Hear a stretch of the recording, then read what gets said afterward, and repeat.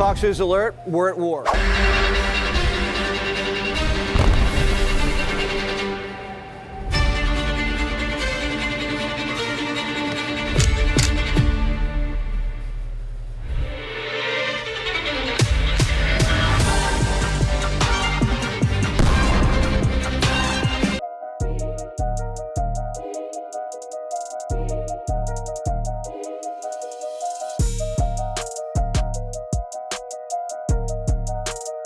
This enemy, they don't wear a uniform.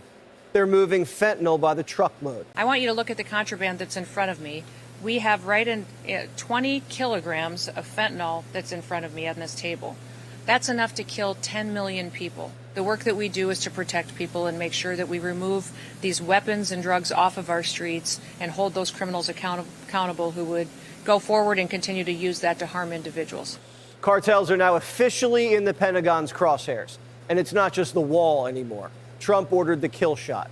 The days of local drug busts and random motels, they were fun, but that's Breaking Bad stuff. Trump wants to take the fight to El Chapo's front yard.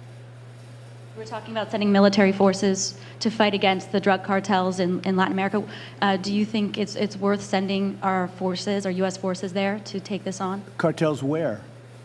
Central Latin America. Well, Latin America's got a lot of cartels. They've got a lot of drugs flowing. So, we want to protect our country. We have to protect our country. We haven't been doing it for 4 years. And we love this country like they love their countries. We have to protect our country.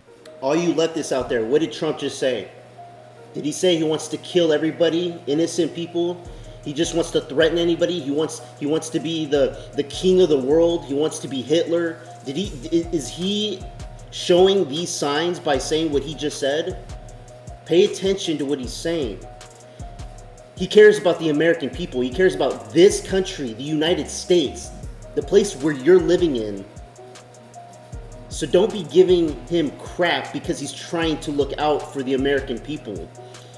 Trying to stop the cartels, which no president, not even presidents in their own countries, are doing to handle the situation. So he's taking matters into his own hands for the sake of everybody in this country. Times, behind the scenes, Trump's moving all the pieces into place to pull this off. Mexico's got a big problemo. Yes, but it has nothing to do with Mexican territory. It has to do with their country. It does not involve our territory. See? So it would be within the United States? Within the United States, exactly. El Presidente Wow. doesn't comprehende. This isn't a Mexican standoff. This is an order. The CIA is already flying surveillance drones over Mexican territory, gathering intel on the battle space. And Trump's not sending diplomats. He's sending Hegseth, maybe with a new title. Secretary of Defense, Secretary of War, Department of Defense, Department of War. Well, that's what it was for many, many years. You gave me that knife hand, Will. We'll see. Stand by. I don't get in front of the commander-in-chief on that. But our job is to ensure our enemies know exactly what they will do to them if they threaten us, up to and including total war. So we'll be prepared. Stand by. There might be some news on that. This is about protecting the homeland from groups like the Sinaloa cartel. They import fentanyl from China and traffic it into the United States. Look at that. Trump designated them terrorists. And if they get cute, they're getting Soleimani'd. You know who did the roadside bomb, right? Soleimani. Where is he? Where is he? Where is Soleimani? Former U.S. Army Special Forces and president of World Strat, Jim Hansen. Jim, what kind of operations do you envision happening in Central and South America in this cartel war? Jesse, I don't think anybody would be more thrilled than me to watch some helmet cam footage of a bunch of JSOC pipe hitters rappelling out of helicopters and stacking cartel members like cordwood. Now, that's the ultimate. I don't know that we'll probably open with that. You know, there's likely to be a lot of increased surveillance. There may be some raids to pick up some people to arrest and put on trial. There'll be some interdiction off the coasts. The Navy can cover a lot more territory than the Coast Guard can, and together they can cover both the exfil from, Central and South America and the infill to us. So there's a lot of things to start with, but this is a tremendous step they're taking. All right, so they could seize some guys off the field and bring them here and put them on trial.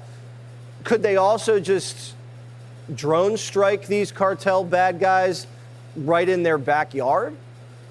You know, that's a lawyer question, but I'm going to give you the common sense answer. If their cartels are killing people in the United States and the MS-13 and Tren de Aragua gangs are, why can't we kill their leaders just the same way President Trump pointed out we took care of Soleimani?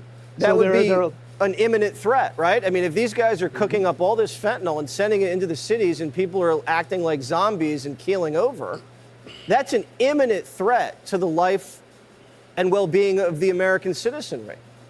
Absolutely. And I think the rationale we use for other terrorists we've killed through multiple administrations, Barack Obama still, I think, holds the record for the number of people killed overseas by drone strikes, including one U.S. citizen.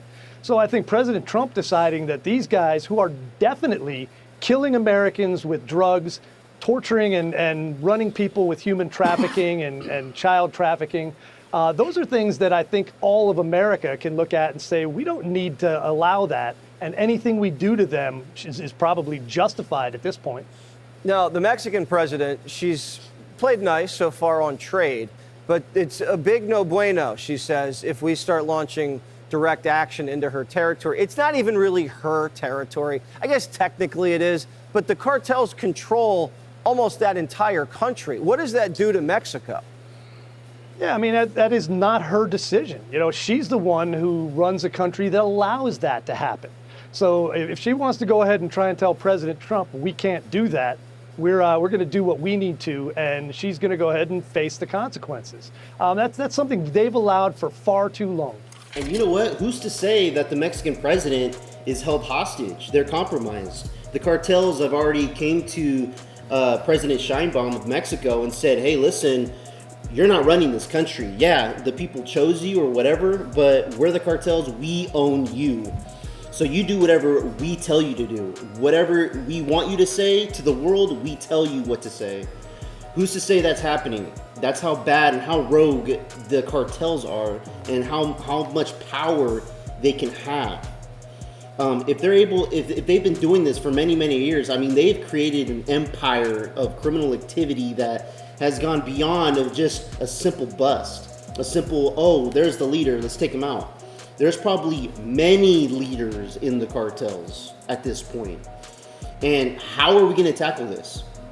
If it's already gotten to the point where these motherfuckers already used drugs and weapons and people to ship to different places in the world, not just the United States, but other countries as well, to grow their criminal empire. How do we take it out? We need to have more people involved, more countries involved. And if more countries don't want to get involved in taking out criminals, step aside. Sheinbaum, we'll help and we'll take care of it.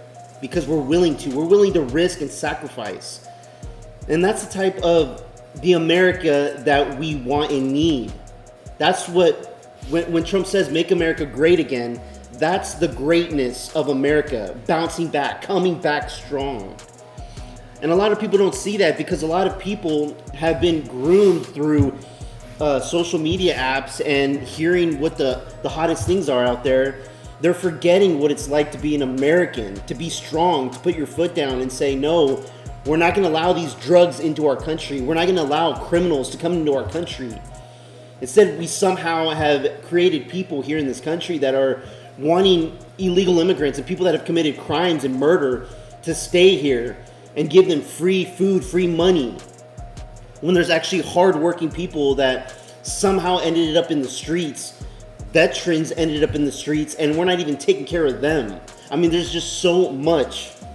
But law and order is what we need in this country and in the world. We need to stop them all. And if we have a president like Trump saying, yeah, we're going to do something about it, I'm following suit, and I agree with it.